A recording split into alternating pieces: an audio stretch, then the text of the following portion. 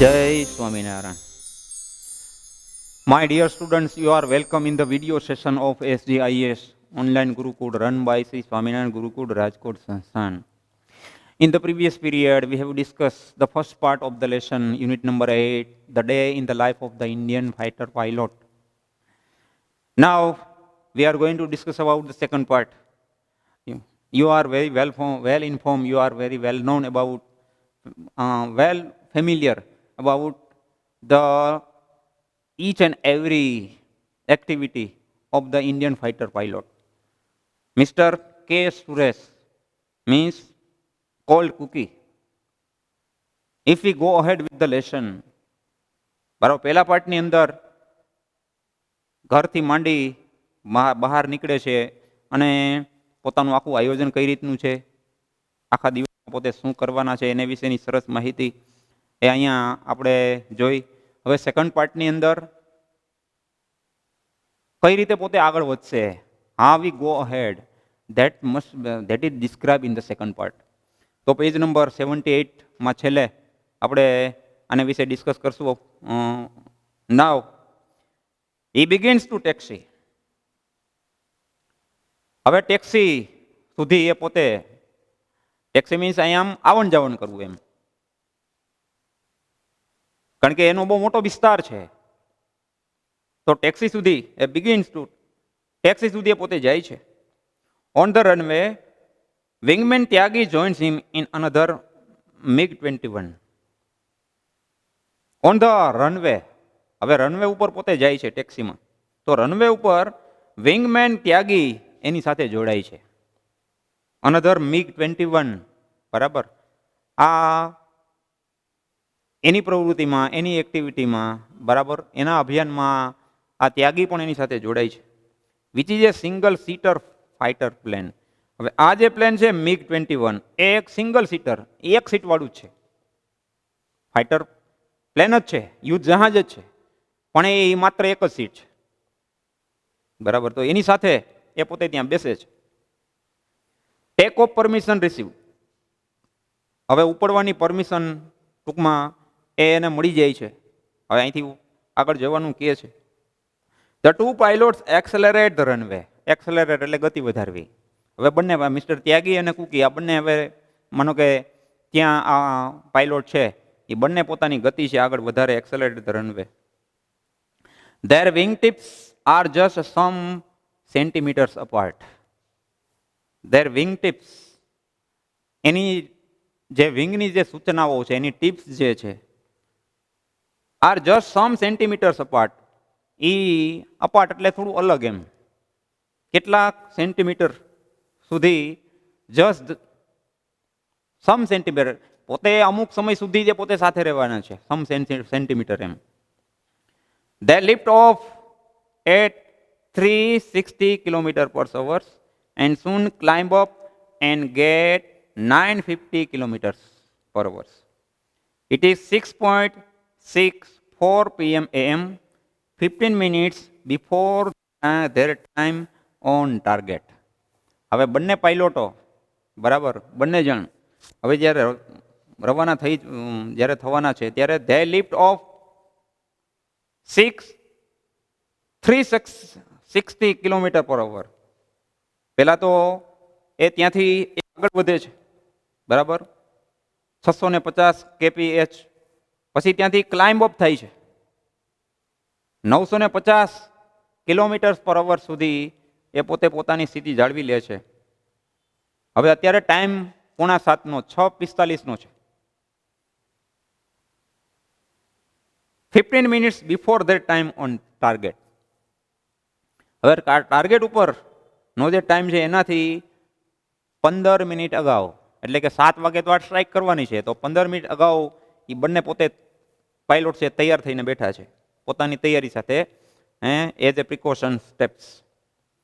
At 6:55 AM, they reach their first checkpoint at a village named Mirthal, down on the earth. Mirthal નામનું એક ગામ છે, બરાબર. 6:55 વાગે પહેલી ચેકપોસ્ટ, ચેકપોઇન્ટ ઉપર એ પોતે પહોંચે છે. Kuki begins to time his target. હવે તો શું છે કે ટાર્ગેટ લેવાની વાત છે, પોતે હવે પૂરી તૈયારી સાથે છે.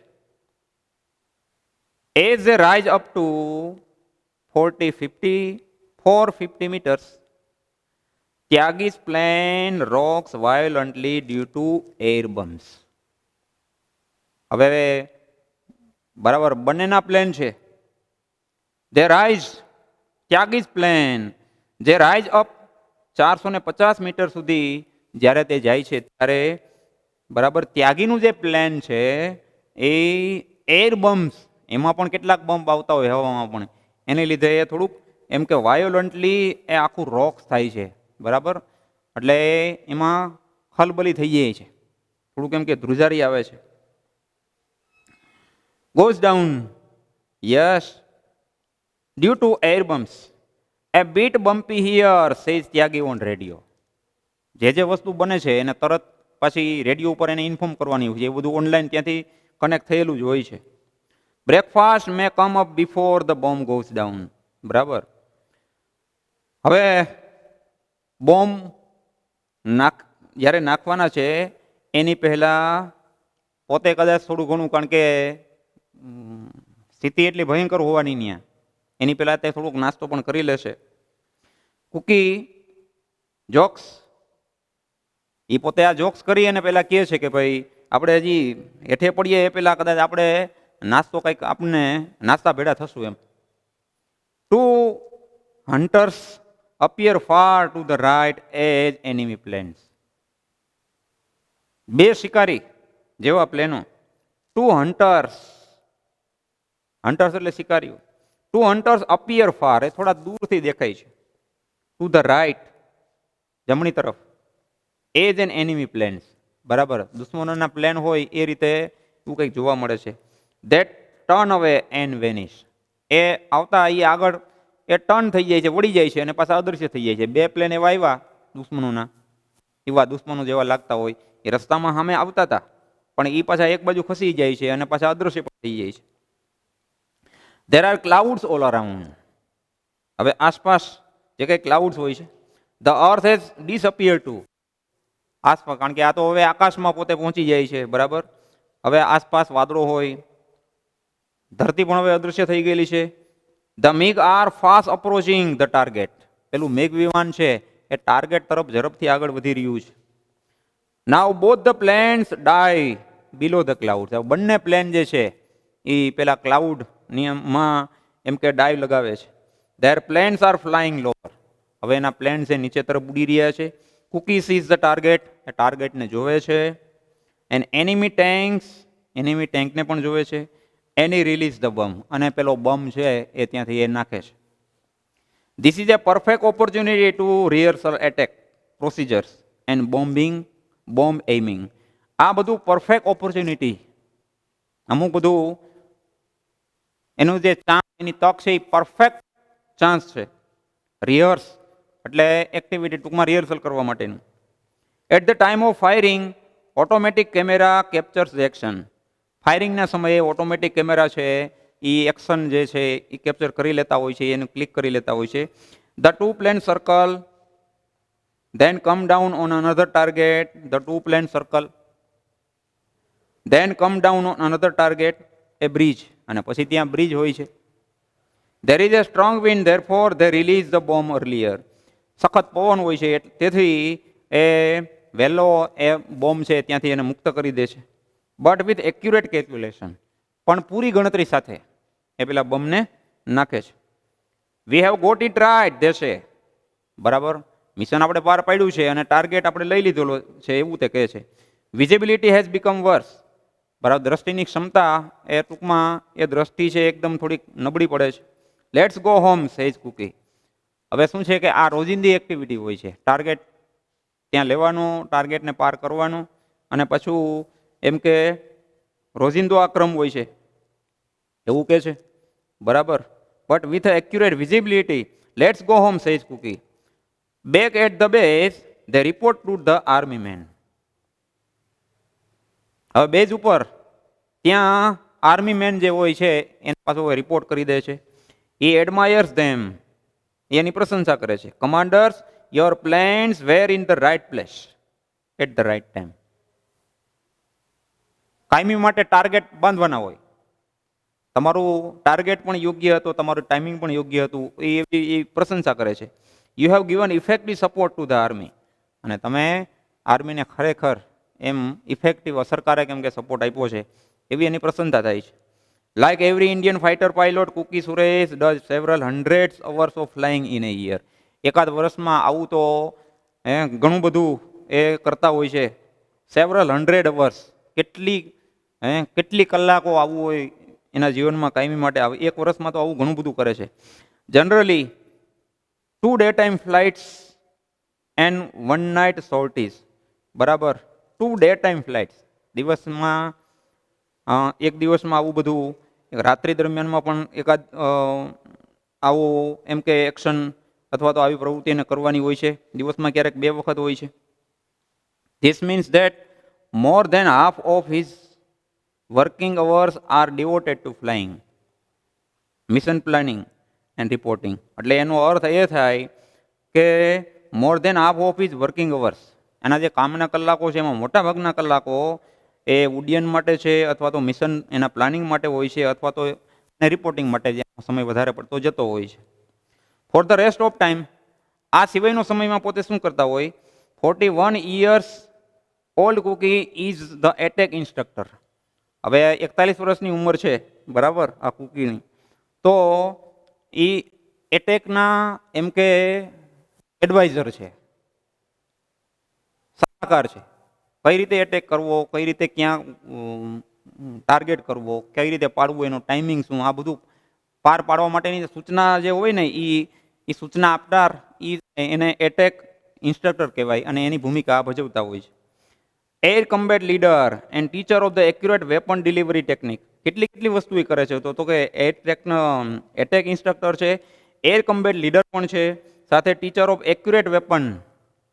બરાબર, અસ્ત્રો એક્યુરેટ ડિલિવરી થાય, બરાબર, અને એ ટેકનિકમાં બરાબર સમયે પહોંચે એ માટે થઈ અને એના સલાહકાર તરીકેની ભૂમિકા પણ એ ભજવે છે. He also sees that all the pilots in his squadron, એ પણ જોવે છે કે એના યુનિટના દરેક બીજા જે પાયલોટ છે એ જે કાર્યક્ષમતાને બરાબર જાળવી રાખે, એમ મેન્ટેન કરી રાખે. પ્રોફિશિયન્સી, કાર્યક્ષમતા. પોતે તો એમાં પ્રવૃત્ત હોય જ, પણ બીજા સાથે એના જે યુનિટના જે કમાન્ડરો છે એ પણ એ પ્રોફિશિયન્સી મેન્ટેન કરે એની પણ તકેદારી પોતે રાખતા હોય છે. Every few years the pilot is rested for a year or 2 at a desk job. હવે પોતાનું જે કાર્યક્ષેત્ર છે, બરાબર, તો ત્યાં એવરી ફ્યુ યર્સ, કેટલાક વર્ષો એ પાયલોટ ઇઝ રેસ્ટેડ, એકાદ વર્ષ સુધી એને આરામ પણ આપવામાં આવતો હોય છે. બરાબર, પોતાની જે જ્યારે ઇન સર્વિસ હોય છે, સર્વિસ દરમિયાનમાં આ બધું એ પોતે આ કરતા હોય છે, અને એ રીતે પોતે પોતાનું જીવન છે વ્યતીત કરતા હોય છે. બરાબર, તો આ ફાઇટર પાયલોટ ના જીવન રોજને માટે યુદ્ધ નથી થતા, પણ એને આગલા એના ઉપરના જે કમાન્ડર છે એને અચાનક કોઈક એક ટાર્ગેટ આપી દે, અને એ ટાર્ગેટ પાર પાડવાનો હોય છે. એ ગોલ જે છે, અને રોજને માટે નવા નવા ગોલ એને આપવામાં આવે છે. ક્યારેક 1 હોય, ક્યારેક 2 હોય, ક્યારેક 2 કરતાં વધારે પાયલોટ એની સાથે હોય. બરાબર, અથવા તો બીજા પાયલોટ હોય એનું પ્લેન અલગ હોય, માત્ર 1 સીટવાળું ફાઇટર પ્લેન હોય છે, 1 કરતાં વધારે સીટવાળું પણ હોય છે. એમાં 1 વ્યક્તિ પણ બેસતો હોય, 1થી વધારે પણ બેસતા હોય છે. તો એને ટાર્ગેટ પણ આપવામાં આવે છે, 1 કરતાં વધારે ટાર્ગેટ પણ આપવામાં આવે છે. એક સાથે ઘણું બધું કામ, ઘણા બધા કામ એક સાથે એક પાયલોટ કરીને પાછું આવી જાય સહી સલામત રીતે, તો એની પણ ટ્રેનિંગ એ ત્યાં અપાતી હોય છે. તો આવી બધી બાબતો છે એ that is describe in the life of the Indian fighter pilot. તો આ બધું આપણે જે સારી રીતે સમજીએ. The wing commander of 321 squadron Kesh Kuki is proud of IAF. હવે આ કેએસ કુકી જે વિંગ કમાન્ડર છે, બરાબર, સુરેશ, એ પોતે ઇન્ડિયન એરફોર્સના એક લીડર તરીકે પોતે એક ફાઇટર પાયલોટ છે, એનો પોતાને એક ગર્વ છે. એમ મોતને કદાચ ભેટવું પડે તો ભેટવા માટે તૈયાર છે. He is ready for die of the country. So is IAF. એટલા માટે તો આઈએએફ એવું કહેવાય છે. બરાબર. પોતાને એમ કે એનો પોતે હોવાનો એ ગર્વ છે એમ. He is proud of Indian air force. So is IAF. તો અહીંયા by Paul watched in Reader's Digest 75 years selection of articles. હવે આખું જે આ પાઠ છે એ આખો એક લેખ છે. એ લેખ ક્યાંથી લેવામાં આવેલો છે તો કે by Paul watched in Reader's Digest. બરાબર. સારી રીતે માનો કે કારણ કે એના જીવનમાં એક આવી ઘટનાઓ લખાતી હોય, માનો કે ફાઇટર પાયલોટના જીવનના, તો એનો એક ભાગ છે. આ તો આખે આખો પાઠ માનો કે માનો કે પુસ્તક લખાયેલું હોય તો એમાંથી એક ભાગ તરીકે અહીં મૂકી દેવામાં આવેલો હોય. આ તો શું છે કે નવી પેઢીને, new generation must be non about the each and every activity of Indian fighter pilot.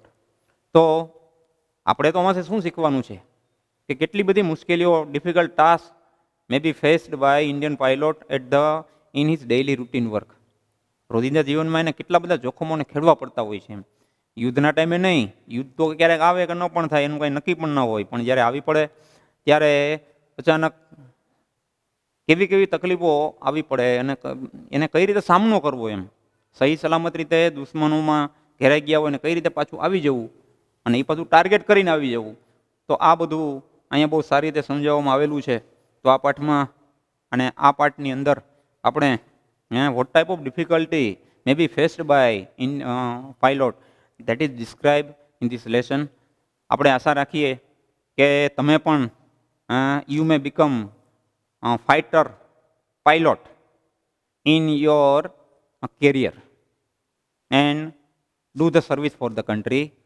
આપણે એવી આશા રાખીએ કે પણ તમે પણ આમાં આવા ફાઇટર પાયલોટ બનો અને દેશને માટે સેવા કરો. તો આ સાથે આપણે આ પીરિયડને અહીંયા પૂરો કરીએ અને આ પાઠમાંથી સારામાં સારો જે સાર છે, બરાબર, જે central idea, we will get the central idea of the lesson and we put into practice the activity of Indian fighter pilot in our real life also. તો અસ્તુ. આ સાથે આપણે પીરિયડ પૂરો કરીએ. જય સ્વામિનારાયણ.